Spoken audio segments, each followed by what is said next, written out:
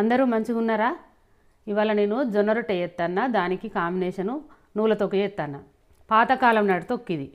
అది రోట్ల నూరుడు చూపిస్తా. రోట్లనే నూరేది వాళ్ళు కాబట్టి నేను కూడా రోట్లో చేసి నూరి చూపిస్తా మీకు. నూనె లేకుండా డైటింగ్ చేసే వాళ్ళకైనా, వెయిట్ తగ్గాలనుకున్న వాళ్ళకైనా, షుగర్ వాళ్ళకైనా, ఎటువంటి వాళ్ళకైనా నూనె లేని తిండి ఇవ్వాల. నేను అది మీకు చేసి చూపిస్తా. రోజు మనం ఏదో ఒక దాంట్లో నూనె వాడుతున్నాం కదా. జొన్న రొట్టె చేసుకుంటే పప్పు, వంకాయ కూర, తర్వాత ఎల్లిపాయ మీరము, ఇట్లా టమాటా చట్నీ చేసుకొని తింటాం కదా. అవే కాకుండా ఎప్పుడు రొటీన్గా చేసుకునేటివి కాకుండా కొత్తగా మనం నువ్వుల చట్నీ చేసి చూపిస్తాం మీకు. సింపుల్గా సూపర్ ఉంటుంది, జల్లి అయిపోతుంది.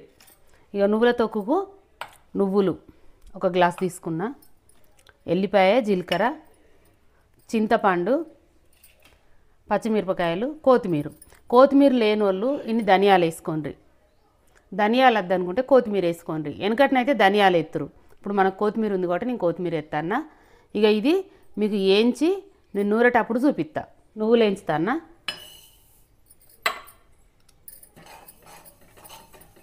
ఇవి తెల్ల నువ్వులు. లోకల్ నువ్వులు దొరికితే అవి కూడా మంచిగా ఉంటాయి. ఇవి నాకు దగ్గర లోకల్ నువ్వులు లేవు, తెల్ల కలర్ నువ్వులే ఉన్నాయి. ఇదే చేస్తాను నేను. నువ్వులు వేగుతున్నాయి, ఇంకా వేగలే. నేనైతే నువ్వులు ఇవి తీసుకున్నా, ఆ పచ్చిమిరపకాయలు తీసుకున్నా. కొద్దిగా సన్నపు మన నల్ల మిరపకాయలు, కారం మిరపకాయలు అయితే మాత్రం సన్నగా ఉంటాయి, కొద్దిగా కారం ఎక్కువ ఉంటుంది. చూసి తీసుకోండి.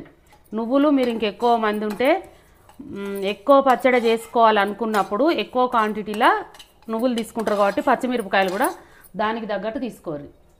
పచ్చడి ప్రాసెస్ ఏంటిది అంటే గిట్ల నువ్వులను చింతపండు తొక్కుకు ఏమేమి వేస్తారు అన్నది నేను చూపిస్తాను. దాన్ని బట్టి మీరు ఎక్కువ తక్కువ చూసుకోండి. ఇగో నువ్వులు వేగినాయి.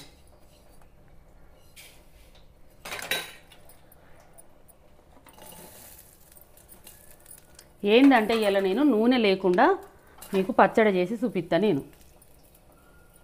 రోట్ల నూరు కత్తురు వాళ్ళు టమాటా తొక్కు, నువ్వుల తొక్కు, చింతపండు తొక్కు, పల్లీల తొక్కు అని ఇట్లా అందరు. నేను కూడా అప్పుడప్పుడు చేస్తా. ఇది చేస్తా కాబట్టి ఒకసారి మీకు కూడా చూపిద్దాము. మంచిగా ఉంటుంది కదా.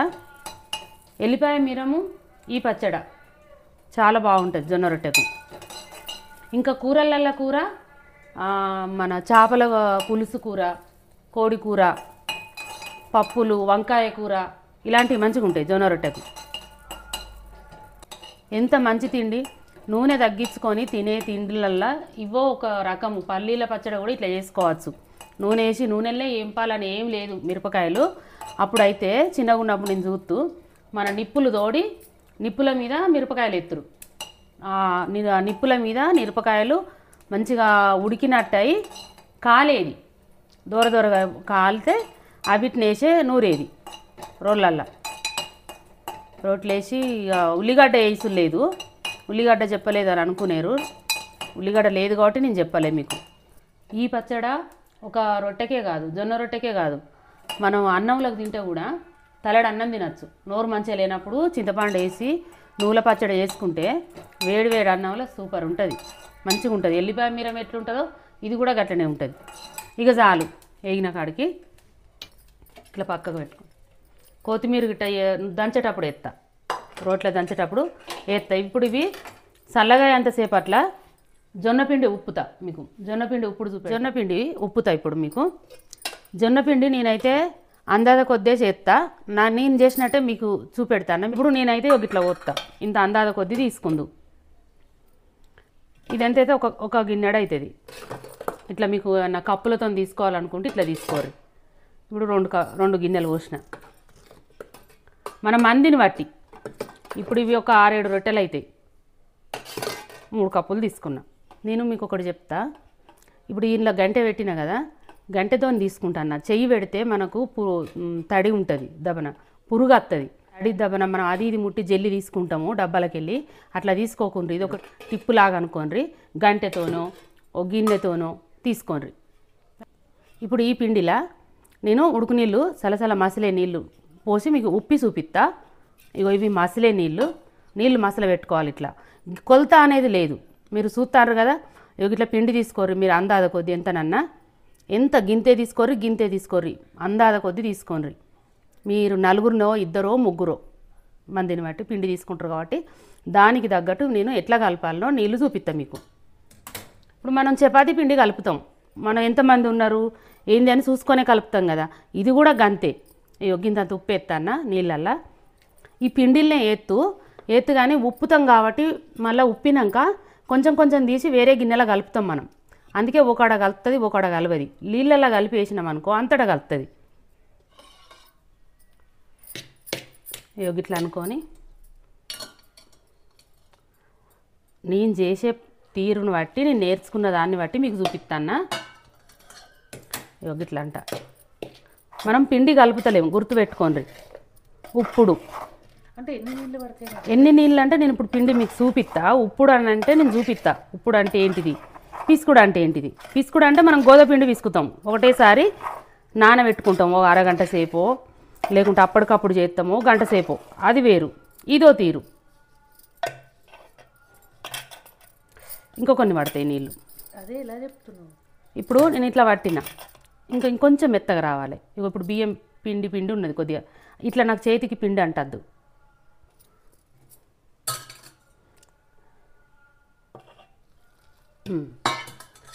ఇప్పుడు కరెక్ట్.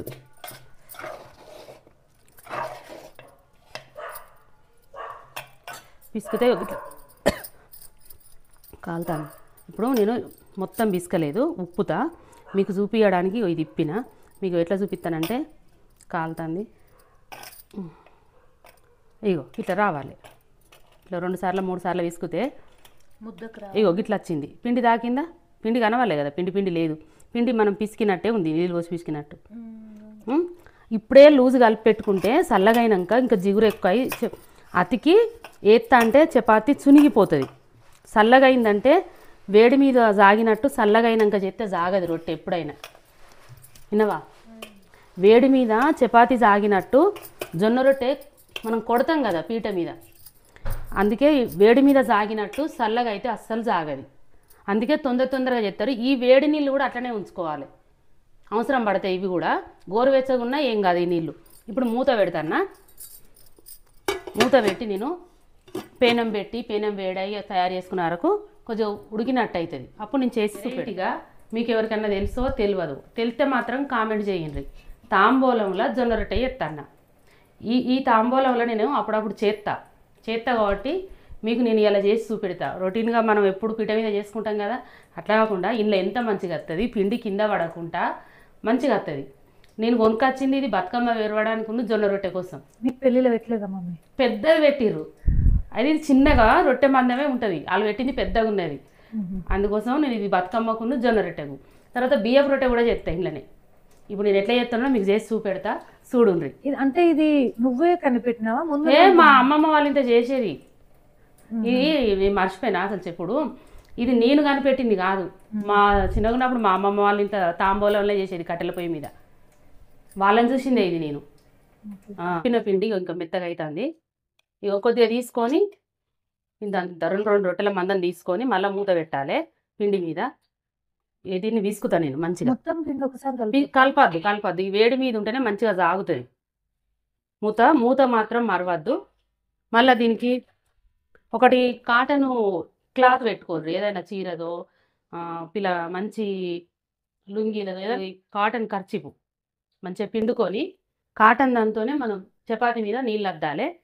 ఇది లేస్తాను నేను పిండి పిసుకుతాను. ఇందులో ఉన్న వేడి నీళ్ళు ఉన్నాయి కదా, ఇదే వేడి నీళ్ళు పోసుకొని మనకు సరిపడాన్ని పోసుకుంటూ విసుకాలి. కొన్నే పడతాయి, ఇక బాగా పట్టాయి అన్నట్టు. ఈ వేడి నీళ్ళతోని ఇప్పుడు సలసల మసిలిన నీళ్ళు కాబట్టి ఆ నీళ్ళతోనే వెత్తనే మంచిగా వస్తుంది రొట్టె. ఇంకా మీకు నీళ్ళు చల్లగా అయితే ఒకసారి గోరువెచ్చగా చేసుకున్నా ఏం కాదు. నేను చెప్పేది ఇది మీకు ఒక టిప్పు లాగానే. మనకు చల్లటి నీళ్ళు పిండి చల్లగా అయితే రొట్టె చేస్తా అంటే పిండి చల్లగా అయినాక సాగిన దానికున్న వేడి మీద విసికి చేసిన రొట్టెకు చాలా తేడా ఉంటుంది. ఏంటంటే పిండి మంచిగా విసుకాలి, సాఫ్ట్గా ఉండాలి, మంచిగా మెత్తగా విసుక్కోవాలి. అట్లా అని లూజ్ విసుకోవద్దు. మనకు చెయ్యికి అయితే ఎట్లయితే చెయ్యొస్తుందో మీరు అట్లా విసుక్కోవాలి. ఇట్లా మంచిగా 2 ముద్దలకు సరిపడాన్ని పిసుక్కోండి.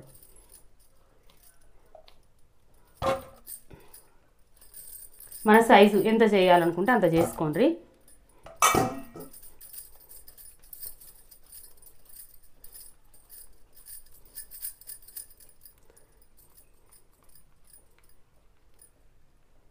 ఇప్పుడు నేను చేసి చూపెడతా. ఇగో తాంబూలంలో చేస్తాను. చూస్తానమ్మా, పిండి పీట మీద చేస్తే పిండి ఎంత అంగడంగడ అవుతుంది. తాంబూలంలో చూస్తే మనం ఇగో గిట్లా పక్కకున్న పిండి కూడా వేస్ట్ కాకుండా మళ్ళీ గిట్లా చల్లుకొని చేసుకోవచ్చు. అందరికి ఉండదు కదా మమ్మీ తాంబూలం? ఉండకుండా మన పీట మీద చేసుకుంటారు. పీట మీద కూడా సేమ్ కదా? పీట మీదనే చేస్తారు. ఇట్లా కూడా కొంతమందికి తెలుసో తెలియదో, మా అమ్మగారు అయితే ఇట్లా చేసిండ్రు, నేను చేస్తాను కదా అని చూపెడతాను. ఇక నీళ్ళు అద్దుతాను చూడు, ఎందుకు అని డౌట్ వస్తుంది. ఇట్లా జరపడానికి గ్రిప్ ఉంటుంది, ఇట్లా రొట్టెని జరుపుకోవడానికి. పద నుండి ఇట్లా పొడి పొడి ఉన్నది అనుకో, తిప్పేటప్పుడు కొంచెం జారినట్టు అవుతుంది. ఇట్లయితే కొంచెం గట్టిగా తిప్పడానికి అవుతుంది. అట్లా అని బాగా అద్దద్దు, పిండి వేస్ట్ కాకుండా కింద పోకుండా మంచిగా వస్తుంది.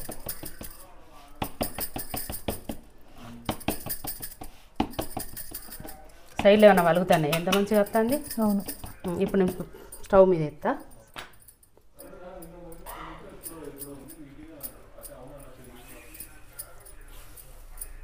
కాటన్ బట్టతోనైతేనే మంచిగా రుద్దొస్తుంది. సిల్కులు బట్ట పెట్టుకోవద్దు. ఏ బట్ట అయితేందని సిల్క్ పెట్టద్దు, కాటన్దే పెట్టుకోవాలి.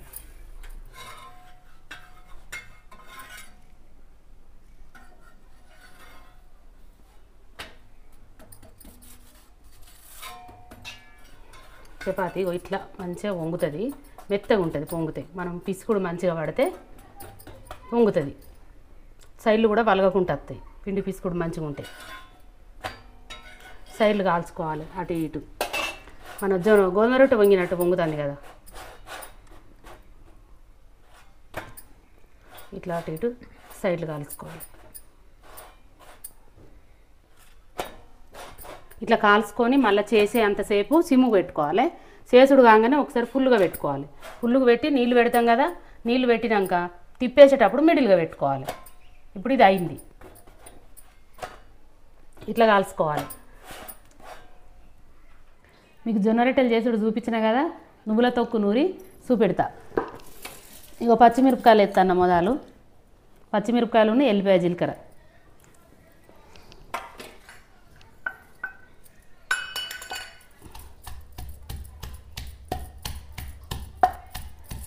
ఎంతైనా రోట్ల నూరింది టేస్ట్ మంచిగా ఉంటుంది. మీకు ఎవరికన్నా రోకలి అంటే గిది మన అందరికీ చిన్న బండి ఉంటుంది కదా, ఎల్లిపాయ జీలకర్ర దంచుకునేది, దాంతో కొద్దిగా మంచిగా నూర రాదు. ఈ కట్టె దాంతోనైతేనే నూరొస్తుంది. ఇక లేకపోతే ఏం చేస్తారు, ఇక మిక్సీలో పట్టుకోండి. అయినా పాపం ఇప్పుడు ఇక మరి జాబులు చేసేటోళ్ళు బిజీ లైఫ్ కదా, ఇక తీరది. ఒకవేళ మీకు చేసుకోవాలని అనిపిస్తే మాత్రం ఒకసారి ట్రై చేయండి. ఎప్పుడన్నా రోటి పచ్చళ్ళని ట్రై చేసుకోండి, మంచిగా ఉంటుంది. ఎల్లిపాయ జీలకర్ర పచ్చిమిరపకాయలు మెదిగినాయి. ఇగో ఇప్పుడు నువ్వులు పోతాను, నువ్వులు దంచుతాను. కొంచెం మెదిగినాక చింతపండు ఎత్తా.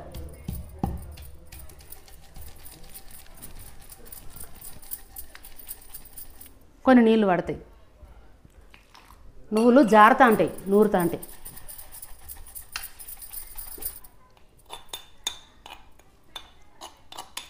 తొక్కు నూరుతా అంటే పొడి ఇది కొద్దిగా గట్టిగా అయినప్పుడు నీళ్ళు పోసుకోండి. నీళ్ళు పోసుకుంటే మంచిగా ఈ రోకలికి తిరుగుతుంది గిట్లా. ఇప్పుడు చింతపండు ఎత్తా, ఈ నానబెట్టిన నీళ్ళు కూడా ఇళ్ళనే వస్తాను. కొత్తిమీర కూడా ఇళ్ళనే వేసేస్తాను. ఇక కొత్తిమీర చింతపండు వేసిన, మీకు చింతపండు నేను నానబెట్టినా అని చెప్పినా కానీ ఎంత అని చెప్పాలి, గింత అంత చిన్న నిమ్మకాయ అంతా నానబెట్టిన. మీ పులుపుకు తగ్గట్టు మీరు నువ్వులను తీసుకున్నట్టు నానబెట్టుకోండి. ఇక ఉప్పు ఎత్తాను ఒక చెంచాడు. అందులో మనం చపాతీలలో వేసుకున్నాం కదా, చూసి మళ్ళీ కలుపుతా. ఇప్పుడైతే తక్కువనే వేసాను.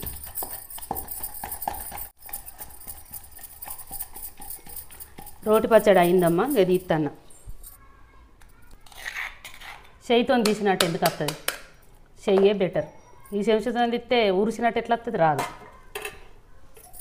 గిట్లా తీయాలి, తొక్కు తీసే పద్ధతికి ఇది. ఊర్చి గిట్ల తీస్తారు, గిట్ల తీసేది బాపమ్మ అయితే. ఇక నేను తిని చూపెడతా మీకు రొట్టెలు, జొన్న రొట్టెలు. అబ్బా ఎంత మెత్తగా ఉన్నాయి, ఎంత సాఫ్ట్గా ఉన్నాయి. జొన్న రొట్టె అంటే ఎంతో కష్టం అని అనుకున్నారా? ఇక గిట్లనే చేసుకొని తినుండ్రి. ఇక నేను తిని చూపెడతా. జొన్న రొట్టె నువ్వు ఇత్తుల తొక్కు ఎంత కమ్మగా అంటే అంత కమ్మగా ఉంటుంది. ఏ కూర అయినా మంచిగానే ఉంటుంది జొన్న రొట్టెలకు, కానీ ఇదొక తీరు టేస్ట్. వీలైతే ఒకసారి ట్రై చేయండి. మనకు మిక్సీలో పట్టుకున్న మంచిదే, కానీ మరవకుండ్రి. చేసి అయితే చూసుకొని తినుండ్రి, చేసి అయితే తిని చూడుండ్రి.